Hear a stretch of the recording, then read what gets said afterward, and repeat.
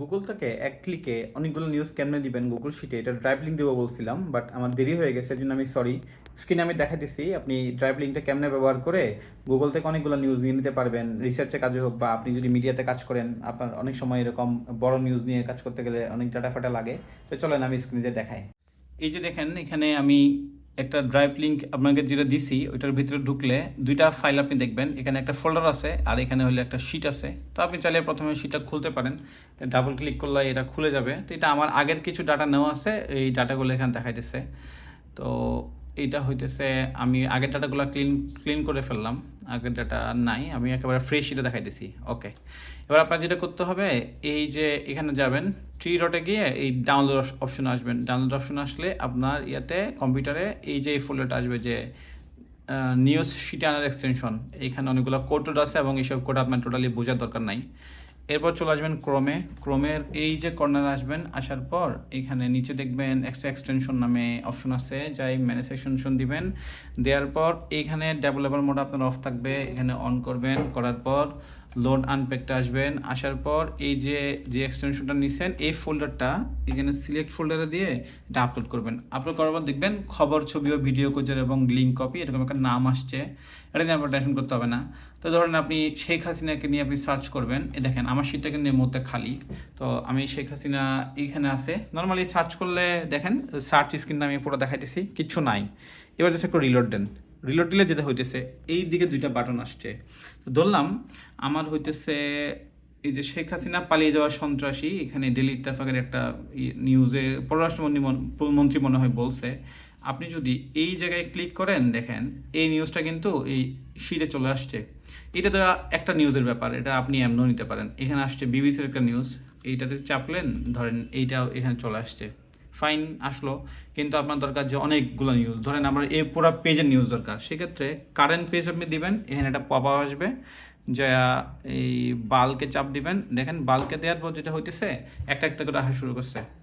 তো অনেক সময় হইতে পারে যে আপনার একজন ব্যক্তিকে নিয়ে আপনি কাজ করতেছেন, বিশাল একটা কাজ, অনেক ডাটা আপনার লাগতেছে বা রিসার্চে কাজ করতেছেন, সেক্ষেত্রে ধরুন টেলিসামাদ এটা একটা কিওয়ার্ড আমি সার্চ করলাম, সার্চ করলে এখানে বাটন আসছে।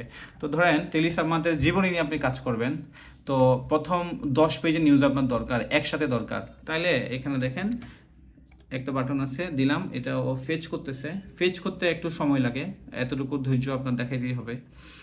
তো ফিজটা হয়ে গেলে আবার একই রকম একটা পপ আপ আসবে। তো এই পপ আপে একটা মজার জিনিস আছে, সেটা হইলো ধরেন আপনার অনেকগুলো নিউজ তো আসবে পপ আপে, আপনার এটা লাগতেছে না, প্রথমটা এটা কেটে দিলেন, কেটে দেওয়ার পর ধরেন এইগুলো ঠিক আছে, আপনার এগুলো দিয়ে চলবে, তাহলে এইখানে আপনি বাল্কে দিবেন। দেখেন এই যে এই নিউজ আসা শুরু করছে।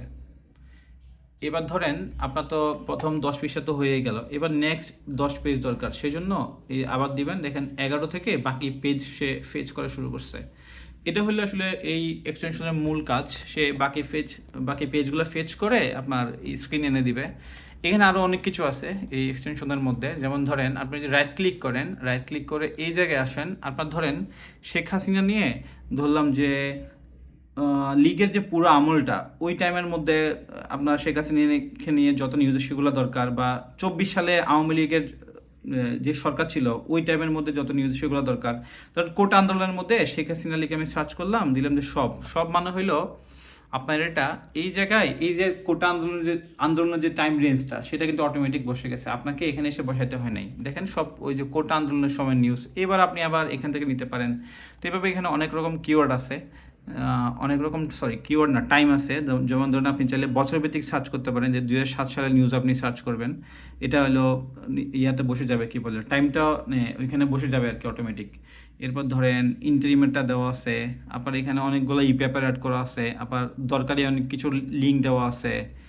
তো যেটা আপনার লাগে, Canva, Gemini AI, Google sheet, BD railway ticket, আমি অনেক কিছু করছিলাম আমার ছোটোখাটো দরকারে। আর এটা সবসময় নিউজ, মানে কোনো সালটাল না। ধরেন বসুন্ধরা গ্রুপের সবগুলা মিডিয়া কী কী নিউজ করছে আপনি দেখতে চান, একটা কি শেখ হাসিনা কিওয়ার্ডে দেখেন সবগুলা চলে আসছে শুধু বসুন্ধরা মিডিয়ার।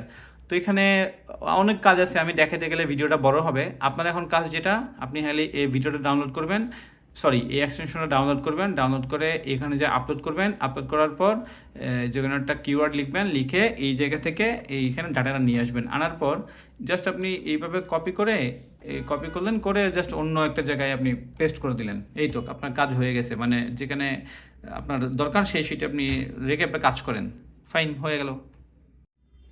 আচ্ছা, আরেকটা জিনিস বলতে ভুলে গেছি, প্রথমবার যখন আপনি শিটে আসবেন আপনার এটা কাজ না করতে পারে, সেই জন্য এখানে যাবেন, এক্সটেনশনে ক্লিক করবেন, ক্লিক করে আনটাইটেল প্রজেক্ট আসবে, যা এখানে একটা রান বাটন চাপবেন। রান বাটন চাপলে এরকম একটা পপ আপ আসবে।